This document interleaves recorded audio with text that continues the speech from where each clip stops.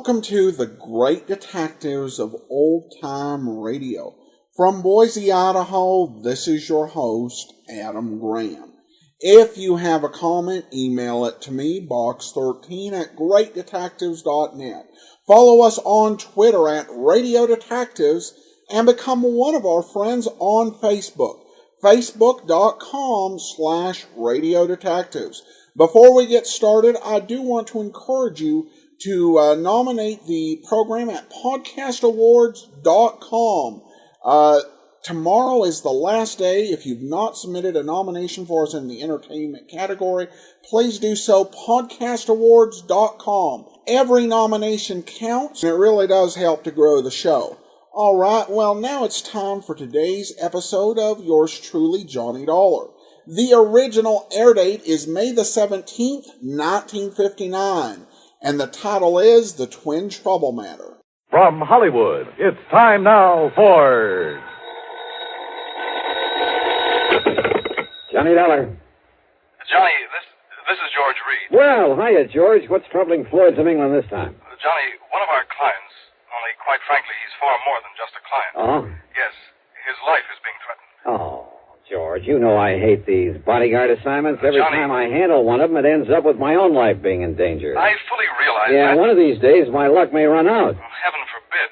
Nonetheless, Johnny... If somebody needs protection, why don't you just call in the police? Well, there are certain, confidential aspects of this case that, if any sort of publicity can be avoided. Johnny, yeah? If it can any way help to minimize the danger to yourself, I'll gladly go along with you on this one. You mean literally, physically go along with me? Yes. Well, now, George, that's not the way I usually like to work. I know, but as I told you, this involves a man who is more than just a client. Yeah? Just what does that mean? It's my brother, Johnny. My own brother. Oh. Yes. Okay, George. I'll be able to see you.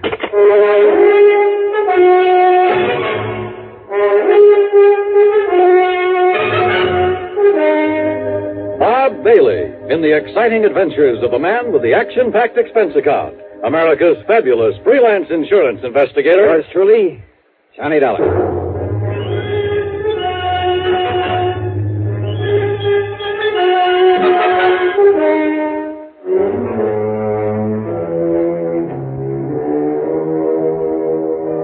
Expense account submitted by Special Investigator Johnny Dollar to Floyd's of England, North American Office, Hartford, Connecticut. Following is an account of expenses incurred during my investigation of the Twin Trouble Matter.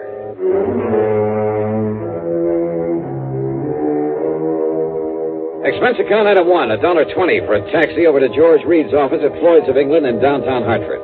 I found him pacing the floor waiting for me, and needless to say, he didn't waste any time getting down to business.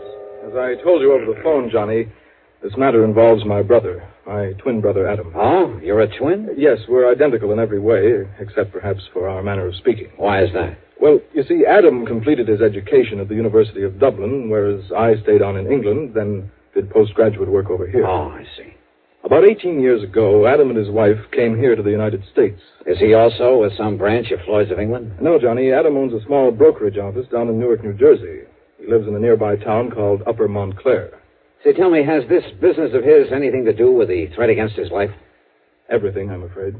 Now, don't tell me he went around selling a lot of worthless stocks and bonds, and now somebody wants to get even with him. Of course not. Adam is a completely honest, reliable dealer in legitimate securities. Then what's the trouble? Well, you see, when he first arrived in this country, he traveled around quite a bit, not only sightseeing, but, looking for a good business connection. Figures. While on the West Coast, he met two men, Shockley and Barron, independent stockbrokers. Uh-huh. They seemed to like him immediately, offered to take him in with them. Well, since his funds were beginning to run out, he jumped at the chance. Naturally. But, Johnny, it turned out that they were swindlers of the worst possible sort, dealing in completely worthless securities. Uh-oh. Yes. Because of his lack of familiarity with American manners and methods, it took Adam quite a while to catch on. But when he did... George, I'm way ahead of you. What? When he finally got wise to them, he called in the law. So they got sent up the river, including your poor misguided brother. And now... Yes, Johnny. It was Adam's information, his testimony, that brought the whole foul operation into the open. As a result, of course, his prison term was a relatively mild one. I didn't know there was such a thing. But now that the others are free, they're out to get him. At least the one named Shockley is. It's he who has contacted Adam with this impossible proposition. When did he and Barron get out of the clink? About 2 weeks ago. I see. So what's the proposition Shockley has made your brother? Johnny, Adam has spent the past 9 years, ever since he was released out there, building up this small brokerage office here in the East. Now he and his wife are finally beginning to reap the fruits of their labors. Children, 2 fine, upstanding kids, are in college over in New York State. So? But if it were ever to become known that he once served a term in prison for participation in a stock swindle... Yeah, I know. It would kind of pull the rug right out from under him, wouldn't it? It would completely ruin him, Johnny. And it would probably kill his wife. What then? This 9 years of struggle of trying to make up for that one mistake has been just as hard for her as it has for him. Right now, she happens to be in the hospital with a serious heart condition. Oh, I see. Is she the beneficiary of his insurance? Yes, she, and then, of course, the children. All right. Now, what is this proposition that Shockley has made? He's demanded $75,000. 70? Wow. Yes. Unless Adam pays it, in cash, in unmarked bills, Shockley will release to the papers, anonymously, of course. Well, he'll tell them all about Adam's unfortunate part in that stock-selling racket years ago. Yeah, which means that if Adam had a single customer left inside of a week, it'd be a miracle. Then Shockley says, after he's ruined him, he'll kill him. He'll what? Unless he pays this money, of course. He'll make it look like suicide. After all, under the circumstances, well, you know, the ruined businessman. Yeah, I do know. Sure, there'll be no reason for anyone to think it isn't suicide. Exactly. Wait a minute. That's the insurance angle, isn't it? Yes. If Adam's death is called suicide, his policy will be void. His wife and kids will get nothing. And if this man Shockley is as clever as Adam says he is, he'll do it in such a way that any court in the land will call it suicide. George, I just can't believe it. And yet, I suppose... He's told Adam that he's already got away with this sort of thing once before Adam knew him. But why doesn't he call in the police, the FBI? If this man already has a criminal record... No. Well, maybe the other one, Barron, is still working with him. No, Johnny, don't you see? Don't you see he doesn't dare? Yeah, I guess you're right. If he called in the cops, the publicity would be just as bad, just as ruinous to him as if Shockley were to shoot off his mouth at the papers. Yes, Johnny. If he goes to the police, he'll only bring his business crashing down on his own head. Yeah. George, your brother's in a pretty bad spot. No matter what he does, he loses. If he pays off, $75,000.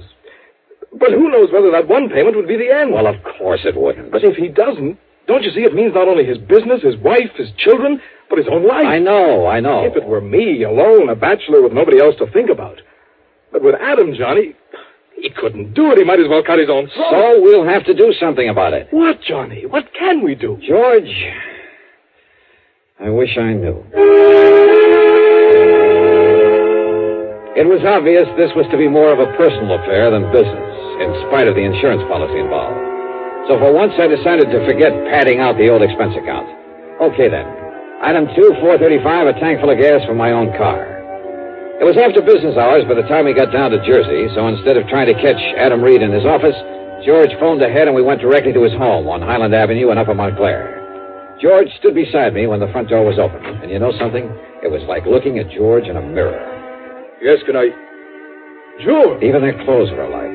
Hello, Adam. Yeah, these twins were certainly identical, except for the slight difference in their manner of speech.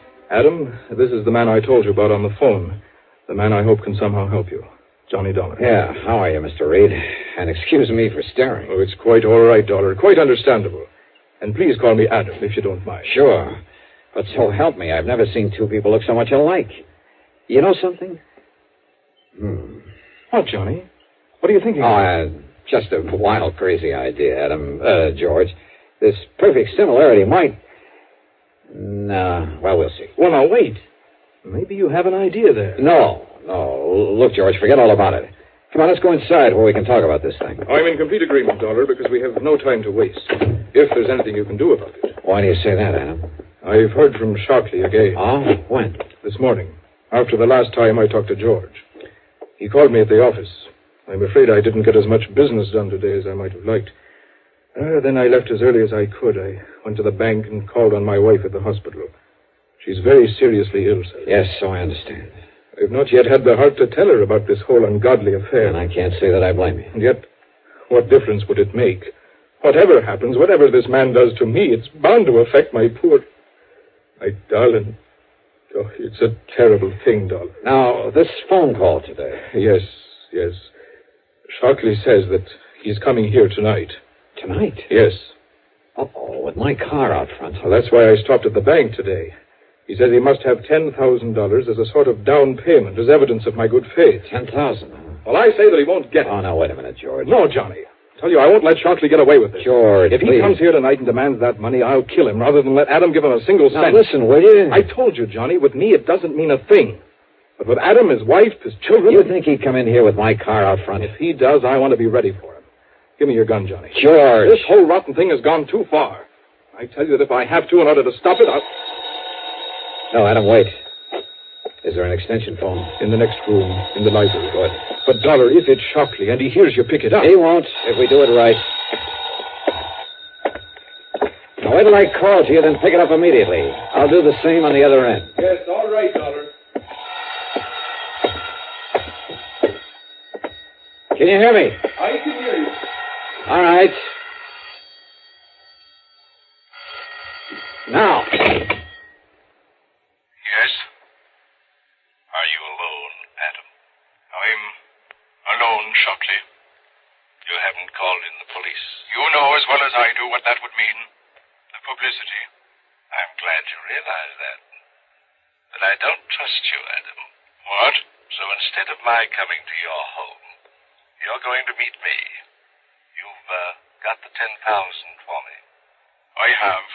All right. Cedar Knoll, about 7 miles north of here. Do you know the place? Yes. Cedar Knoll. There's a little shack on top of it, empty. Get into your car. Your own car, Adam. I'll recognize it. Meet me there. Very well, Shockley. Just one thing. Yes? Just be sure that you're alone. Because if you're not, somebody's going to die, Adam. It won't be me. But if there's anybody with you, you understand, Adam. I understand. Cedar Knoll. Uh-huh. Well, Adam, it sounds as though your man Shockley is as clever as you seem to. So where's George? Dollar, he listened to the phone next to my ear. Yeah? As soon as Shockley named the meeting place, George took the gun out of my desk and left. He what? He's going up there to kill Shockley. Unless I can stop him, Adam, he's going up there to get murdered.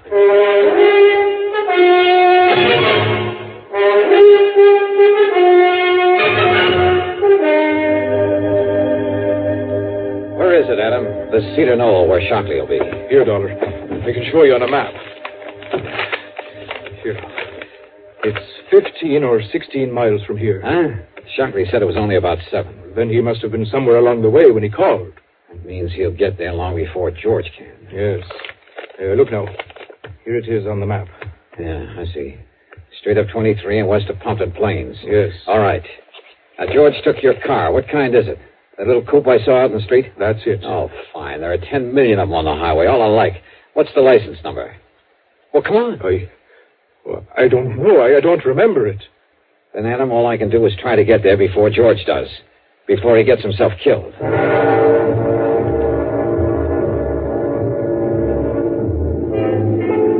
Traffic was heavy, and I don't know why, but Highway 23 was lousy with police patrol cars. I wanted to stop one of them, tell them to come along with me. But this was one case where I couldn't. So instead, I drove within the speed limit, except for a cutoff above Mountain View where I could open her up for a few miles before getting back on the highway. I probably bypassed George as well as the highway traffic. But the important thing was for me to get there first. That's why I left 23 again, took the curving, narrow, but much shorter back road to Cedar Knoll. Finally, I could see the knoll, a sort of big mound, a high, barren hill. I could see the little building on top of it in silhouette against the moonlit sky. And I could see a car parked up there, a big sedan. So Shockley had arrived and was waiting there. At the bottom of the knoll, I pulled off to the side, cut the engine, doused the lights, and went the rest of the way on foot. As I slowly approached the shack, through a drawn window shade, I could see a light in it, waving around like a flashlight, and the shadow of a man. No, wait. For a moment there were two of them, two shadows. That meant Shockley wasn't alone. And knowing they'd be well armed, both of them killers. Well, this whole thing might not be so easy. Yet somehow I had to keep them from hurting George. Yeah, and from killing Adam. Slowly, cautiously, I edged over to their car. I slid down under it and went to work with my pocket knife on a small piece of tubing near one of the wheels. It was slow and awkward there in the dark under that low-hung car, but it was the one thing I knew It was George. And of all the times to pick, with me sprawled out under that sedan, unable to even pull out my gun. Just stay out there, Adam. We'll take the money and be on our way. Oh, no, you won't, Shockley. This is all you'll take. Watch him, Shock. He's got a gun. Yes. And I'll kill both of you if I have to. Mr. Barron, this isn't Adam Reed. Sure he is. No, he talks differently. This is his twin. It's George. You're right, Shockley. And I'm here to put a stop to this nefarious scheme of yours. Well, listen to the fancy talk. Of course it isn't Adam, so it must be George. And George, my name... No, don't move. Just drop your guns, both of you. Mr. Barron, I'm afraid that Mr. Reed, Mr. George Reed, has the advantage of us. Yeah? Well, listen. He shoots at you, I get him. He shoots at me, you get him. That's right. I'll kill at least one of you. So, under the circumstances, I'm afraid there's only one thing we can do. Yeah? What? Hand over our guns to him. So, here you are. George! Oh, you surely I yanked myself out from under the car, and just in time to have George land right square on top of me. Before I could push him away and get to my feet, he was out like a light, and both Shockley and his pal were on top of me. I never got off the ground. Oh! Kill him, Charles! Blow his head off! Oh, wait, Hewitt. You had enough? You had enough, mister? Get away, Shock. Let me shoot him. No. But listen, we've got to get out of here. Those shots he got off, the cops will be coming up from the highway to see what they were. But don't you see, if we leave him here... We've got to, but we're not leaving this state until we kill his brother. Come on. No, you wait. Yeah? You want some more? Never get away. Oh, no? Use that car. Kill yourself. Drop dead. Come on, Barry. No.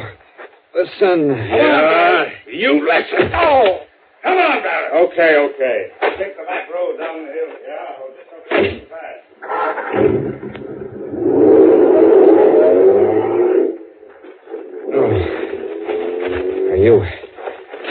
Are you okay, George? Yes, Johnny, I guess so. But they got away. They'll go down. They'll kill Adam. They're not going anywhere, George. What? I cut the brake fluid line. They have no brakes. By the time they get rolling down that hill...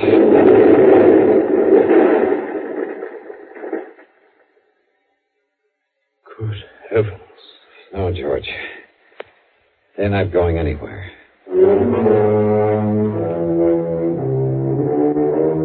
By the time the highway police got to the scene of the crash there on the back road, and of course that car exploded and burned, they had forgotten all about the gunshots, if they'd heard them at all. So George and I were able to leave by the main road unmolested. At the bottom of the hill, I picked up my own car without attracting attention. I suppose I'll have to make some sort of report to the police. But I don't see any reason why I should have to reveal the name of the man they were out to get. Do you? It's certainly too late to need anyone to bring charges against them. As for the expense account, so what's a couple of gallons of gas in so good a cause? Yours truly, Johnny Dollar.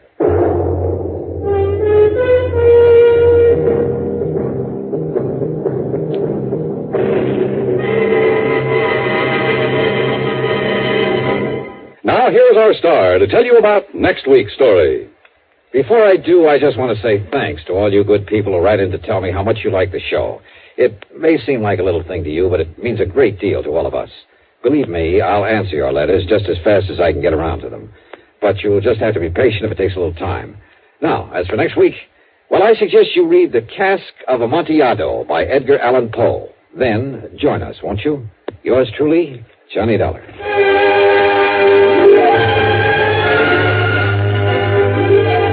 Yours truly, Johnny Dollar, starring Bob Bailey, originates in Hollywood and is written, produced, and directed by Jack Johnstone. Heard in our cast were G. Stanley Jones, Alan Reed, and Frank Driscoll. Be sure to join us next week, same time and station, for another exciting story of yours truly, Johnny Dollar.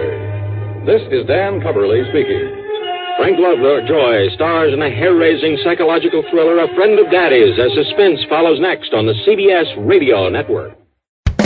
Hi, my name is Jeff Egan. I'm the Executive Director at Joy of Living Camp and Retreat Center. A week at summer camp is a transforming life event for children and youth that's out of reach financially for a great many families. Since 1993, Joy of Living Camp has been providing a Christian camp experience for needy children without regard to their family's financial circumstances. But we've never done it alone. We need your help to leverage the power of camp in the life of a needy child. Please visit thejoyofliving.org/radio to find out how it is done and how you can help. That's thejoyofliving.org/radio. Welcome back. Well, it seems that there are ways to sabotage the car that would be a little less, how should I put it, lethal. Even though Johnny did warn them that they wouldn't get away, cutting the brakes, it does solve the problems very conveniently, but it's just not one of those things that makes a whole lot of sense if you're just trying to stop them from getting away with sabotage. Plus, I'm not certain why he got under the car when it came up there and started messing around with the brakes.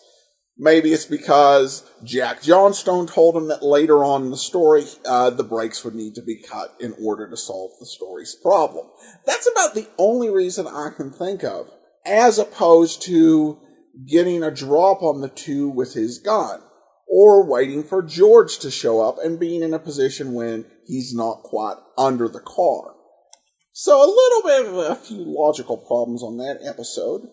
But we do turn to listener comments and feedback, and we have a comment from Marky K. And this one is actually a few hundred episodes back, but I think is somewhat relevant here. Episode 1375. Yours truly, Johnny Dollar, the Mason-Dixon mismatch matter.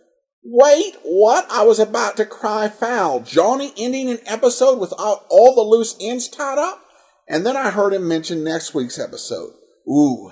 I skipped ahead to episode 1381 just to hear the conclusion of the story. Although I was a little disappointed at Johnny's lackluster interest at the start of the episode.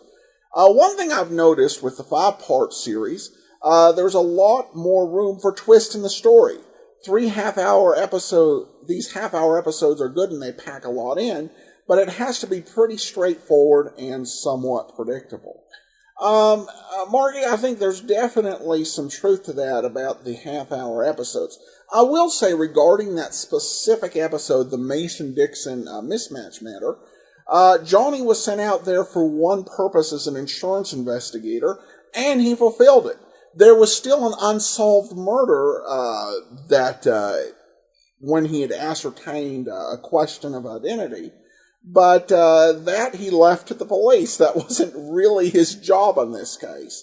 And he had to go out and basically start a new investigation. So I kind of give him a lot of slack on his hesitation. But when it comes to these episodes, it's important to take into account how little time there actually is to tell the story.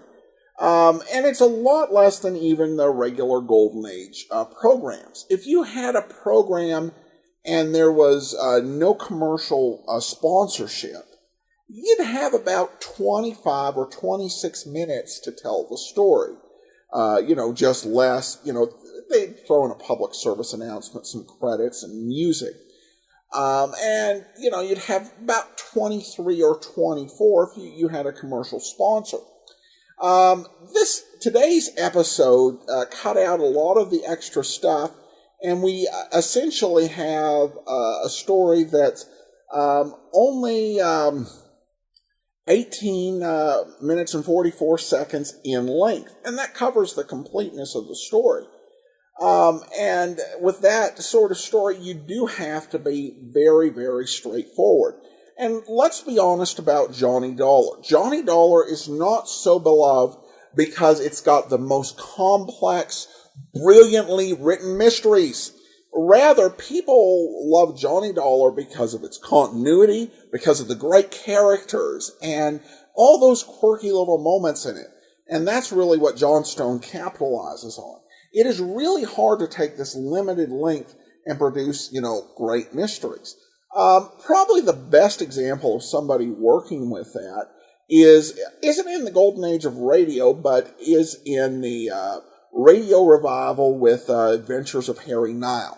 I've referenced the series before. It's produced in Seattle by Jim French Productions. And about the... and you can pick up the first 5 volumes of the history of Harry Niles, which starred the first actor in that role, Phil Harper. And I think it was either I think it was in volume 3 that they actually went to this format where all of the episodes were between 19 and 22 episodes. And I was like, how are they going to tell a good mystery in that short a length of time? But they really did manage to pull it off. And really, they're good, well-crafted mysteries. Not perfect by any means. I think there's always a limit when you're dealing with that time frame of 19 to 20 minutes to tell a story. But I think that they really do exceptionally well with what they have. And that's why I really do love The Adventures of Harry Nile. Very well done, very well produced. And in terms of quality of mystery, they do a better job than Johnny Dollar, but I think Johnny Dollar has better characters and continuity. So that does tend to be the series' advantage. All right, and we also have a comment from Facebook.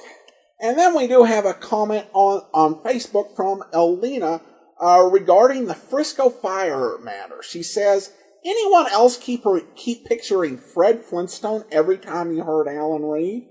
Well, I definitely understand the feeling. And yeah, you do. I think particularly early on, when I first started hearing Alan Reed on radio, I definitely thought of Fred Flintstone. It's less so now that I've heard, probably 100 or so episodes with him in various roles, whether it's on, the Fred Allen Show or on a detective series. But, there is, there's an instinct, of course, where, you hear this beloved character, apparently turning evil, and you just want to say, yabba dabba don't. But thanks so much for the comment. Yeah, definitely hard to dissociate from that iconic role. All right, that'll do it for today. Join us back here tomorrow for Dragnet, and then next Friday, another episode of yours truly, Johnny Dollar. In the meanwhile, send your comments to box13@greatdetectives.net. Follow us on Twitter @Radio Detectives and become one of our friends on Facebook.